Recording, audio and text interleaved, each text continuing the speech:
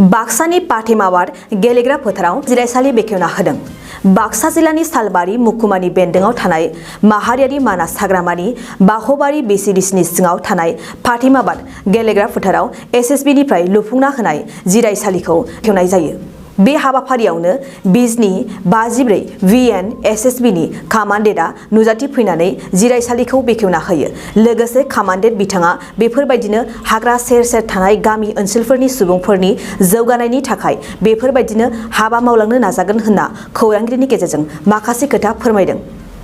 बे हाबाफारियाव एसएसबिनि हानजाजों लोगोसे इउपिपिएल दोलोनिफ्राय बाखबारि बिसिडिसिनि चेयारमेन जगेश दैमारी आरो बाक्सा जिल्ला आसानि आफादगिरि मानसुक सनकारिका बिथांमोनहाबो बाहागो लाफैदों। बरपेटा रडनिफ्राय अनजय बसुमतारीनि खौरां। जोंनि बाबारि बिसिडिसिनि सिङाव थानाय फातेमाबाद बागान बल फिल्डआव 54 BN एसएसबिनिफ्राय जोंनि जिरायसालि बेयाव दिनै बेखेवनाय जादों। बेयाव बिजनिनिफ्राय कामान्डेन्ट सारा फैदों, नुजाफैदों। दिनै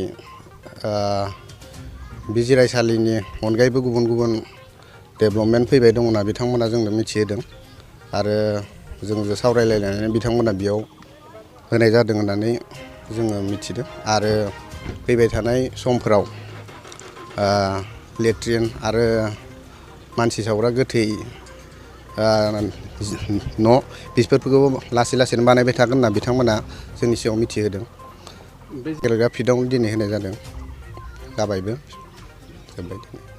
আজি ফাতেমাবাদ খেলপথাৰত আমাৰ SSB 54 BN বিজনীৰ পৰা আমাক এটা বহাৰ কাৰণে এটা সিটিং ৰুম এটা বনাই দিলে ফিল্ডত আৰু তেখেতৰ কাৰণে আমি আজি ইনগ্ৰেশ্যন আছিলে আৰু আমি বিশেষকৈ ধন্যবাদ জ্ঞাপন কৰিছোঁ যে আমাৰ SSB ফালৰ পৰা বিভিন্ন ধৰণে কাৰ্যসূচী আমাৰ ইয়াতে লোৱা হৈছে আৰু ডেভেলপমেণ্টৰ কাৰণে ভাৰত চৰকাৰৰ পৰা বিভিন্ন আঁচনি আমাৰ মাজত মানে বিলোৱাৰ কাৰণে বিশেষ চেষ্টা কৰিছে। তো আমি আশাবাদী যে আগন্তুক দিনত এটা ভাল পৰিৱেশ, ভাল এটা সমাজ গঢ়ি তোলাত তেওঁলোকৰ যথেষ্ট অৱদান আছে আৰু আমাৰ সহযোগিতা থাকিব। আৰু আজিৰ এই উদ্বোধনী অনুষ্ঠানত তেখেত সকলৰ আমাৰ কামাণ্ডাৰ আহিছিলে আৰু আজি এই উন্মোচনটো কৰিলে। তো সুস্থ পৰিৱেশ গঢ়ি তোলাৰ কাৰণে বিশেষকৈ খেল ধেমালিৰ মাজত যথেষ্ট আমাৰ উৎফুল্লিত বা গাঁও অঞ্চলৰ মানুহখিনি মানে থাকে, জড়িত হৈ থাকে। গতিকে আমাৰ ইয়াতে কিছুদিনৰ পিছতে আমাৰ এটা খেল ধেমালি আয়োজন কৰা হ'ব, সেইটো আমি জানিবলৈ পাৰিছোঁ। আৰু লগতে ইয়াতে ফুটবল, ক্ৰিকেট, ভলীবল এনেকুৱা এটা টুৰ্ণামেণ্টৰ কাৰণে আমি আয়োজন এটা কৰিছোঁ। গতিকে আগন্তুক দিনত সঁচাকৈ এটা ৰাজ্যৰ মাজত এটা ভাল এটা বাৰ্তা যাব আৰু সুস্থ শৰীৰে সুস্থ জ্ঞানে থাকিলেহে ভাল এটা পৰিৱেশ গঢ়ি তুলিব পাৰে।